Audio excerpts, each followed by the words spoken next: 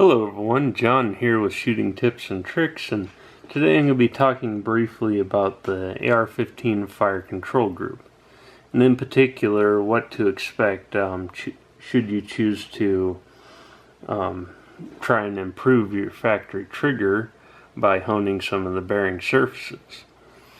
Now, as you can see, we got our fire control group set up in a little jig here, and we have a little window cut out so we can see the actual connecting surfaces, and we'll get zoomed in there so we can get a better view. There. Now, probably one of the first things you notice is right up in front here, this poor connection between the hammer and the trigger. And that's pretty common with a factory setup, and is one of the lead reasons that the pull of a factory trigger is reminiscent of pulling a piece of steel across a concrete floor.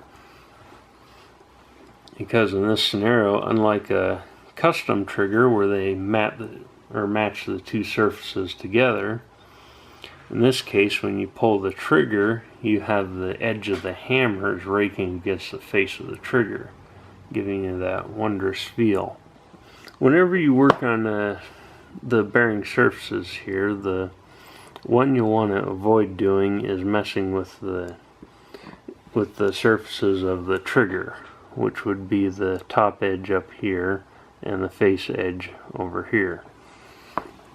And the reason for that is it won't improve the trigger pull at all. I mean, if you polish the surfaces, then it's going to give you a smoother feel, but that would be the extent of it. Because on a normal setup, the top of the trigger here will connect with this little top point of the hammer here.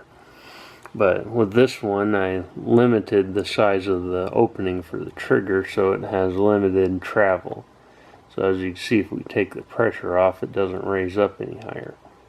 On a factory receiver, the trigger would raise all the way up until it connects with that little point. Or removing material from that surface wouldn't do anything. And then if you remove material from the face surface here, all that's going to do is change the position where the two engage, as in back a little bit, and it's going to cause the hammer to cam forward just a hair bit, and can even exaggerate this little gap here between the two. Now, unless you're very careful, I wouldn't recommend anyone changing the angle of the connection for the hammer up here, because it's crucial that you have a nice solid connection there. And if you mess up that, then you pretty much have to throw away your hammer. Now, so generally what you want to do is remove material from the bottom of the hammer up here, because since the hammer is locked in place and doesn't have any movement other than rotational, removing material from there means that you have less distance to travel before the hammer releases. So that's going to improve your pre-travel. Now, as far as the slop in the trigger after it releases, the only way to improve that would be to fill in the space underneath here.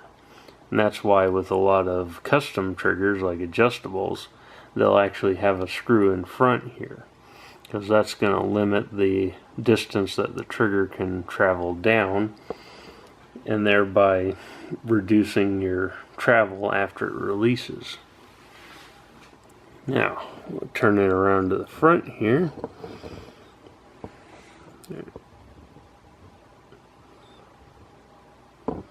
Now, the other part you want to make sure of is that, pull this guy forward, this guy down. Now, the two surfaces, as in the bottom flat of the hammer here and the top flat of the trigger here, you want to make sure those two surfaces are exactly parallel to each other, otherwise you won't have that nice crisp release when you pull the trigger. And that's about it on that one.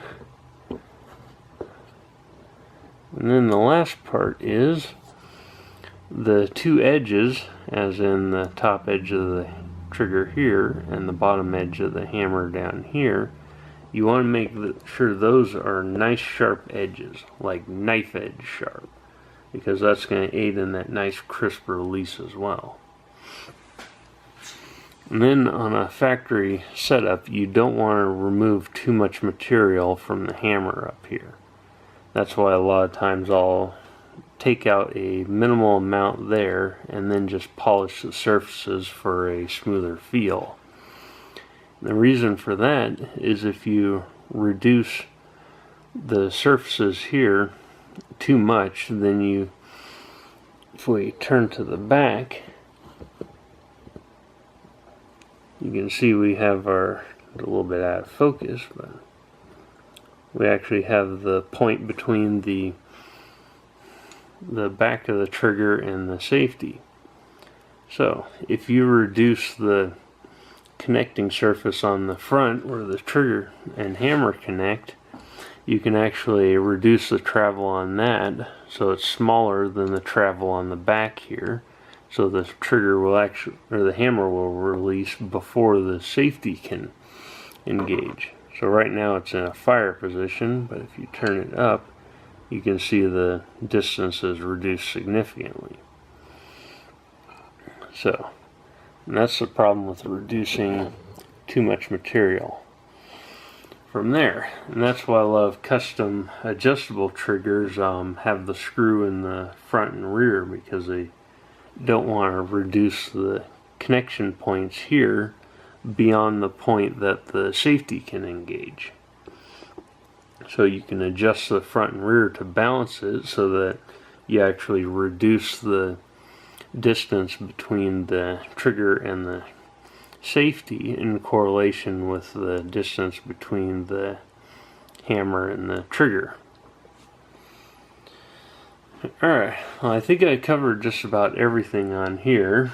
If I happen to miss anything, you can let me know in the comments, or if you have any questions regarding that. And I think that's about it for this video. As always, if you liked it, there's a button down there. If you didn't like it, well, there's a button down there. Anything you want to add, let me know in the comments. And thank you all for watching, and I'll see you next time.